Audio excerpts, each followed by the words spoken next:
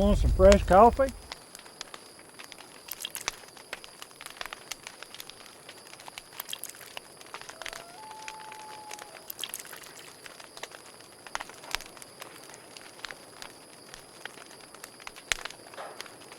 It's been awful nice of you to been cooking dinner for us lately. Well, it sure has been nice riding with you boys. I don't get much company out here in these parts. I'll bet.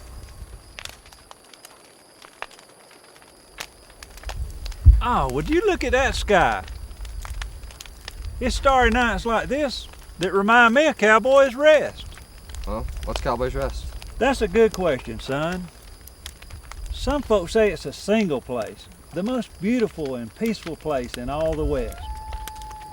Well, me, I don't know about that. Gracious, guys, y'all hadn't heard of the legend of Cowboy's Rest? Well, no, mister. Well, get comfortable then, you fixin' to. You see, the story starts many, many years ago.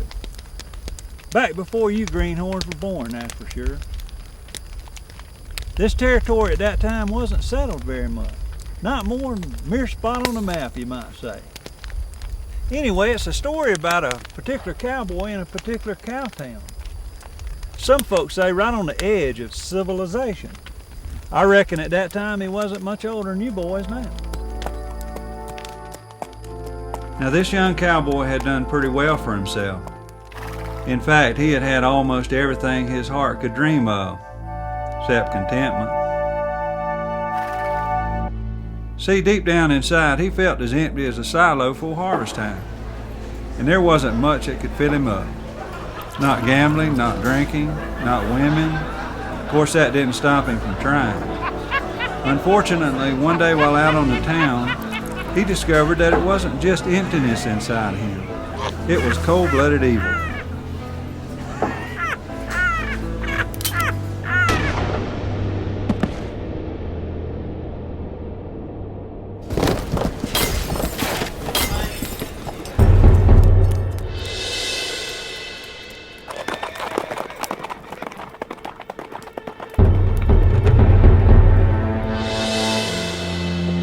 Well, that's when his empty feeling changed. It turned into guilt and shame, but mostly fear.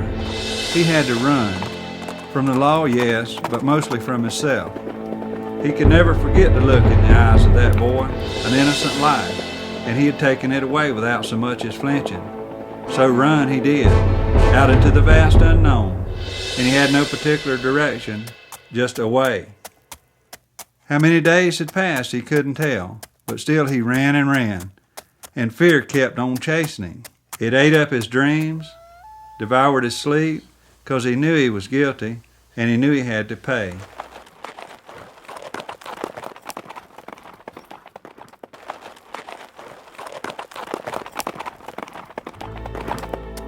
Of course, one day disaster caught up with him, and so he found himself all alone in the middle of the wilderness with a busted up leg.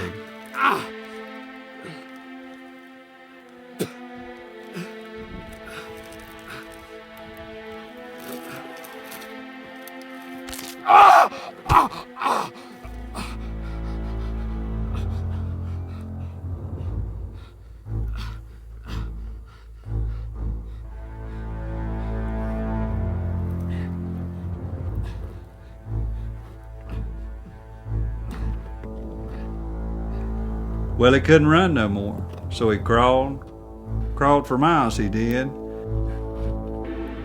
The sun beat down on him without mercy in daytime, and the cold winds chilled him to the bone at night, but still he crawled.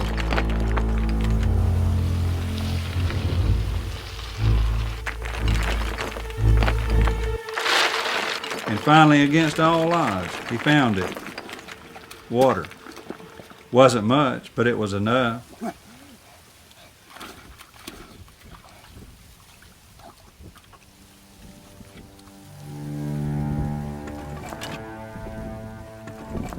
So he followed the stream, followed it for a long ways, and eventually, in the middle of what he thought was a God-forsaken desert, he found something he had never dreamed of.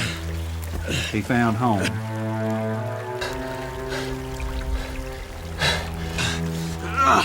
Some forgotten pioneer must have built this little cabin decades before.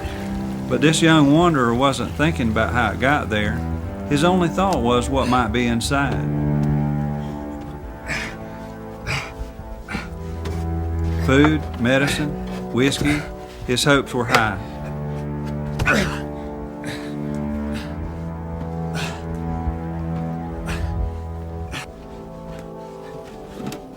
But he was sorely disappointed. Suddenly it all seemed like a cruel joke that fate was playing on him. So he decided that he would just lay there and wait to die.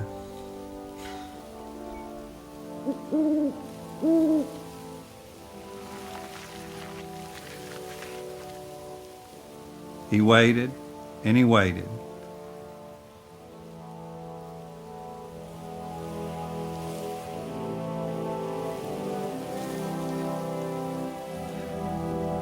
And eventually he got bored. And when he picked up that book, well, that's when things started to change. Now, he had heard lots of preachers hollering about the Bible back in his younger days. Never gave him much heed. But now as he read the book, in the stillness and quiet of that place, something was different. It was like someone was speaking right to him. He read about a holy God who is perfect and just. He read about a rebellious man who tries to be his own God, so he cuts himself off from fellowship with his Creator.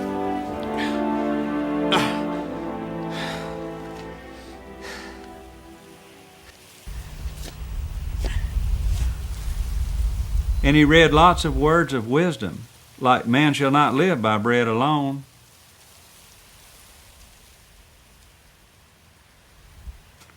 Of course, he also read that the Lord gives to his beloved even in their sleep.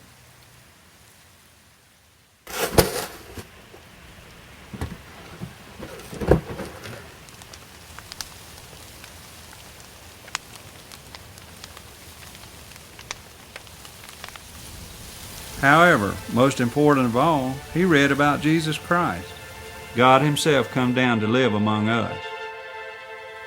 He read how Jesus said, "Come to me, all who are weary and burdened, and I'll give you rest."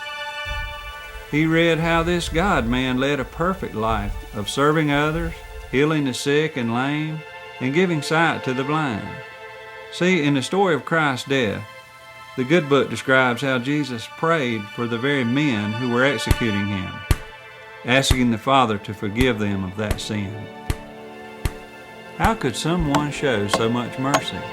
How could someone be so forgiving? Well, only if that someone is God himself. These men had taken the most innocent life that had ever lived. They had killed God the Son, and yet God the Father was still willing and able to forgive them.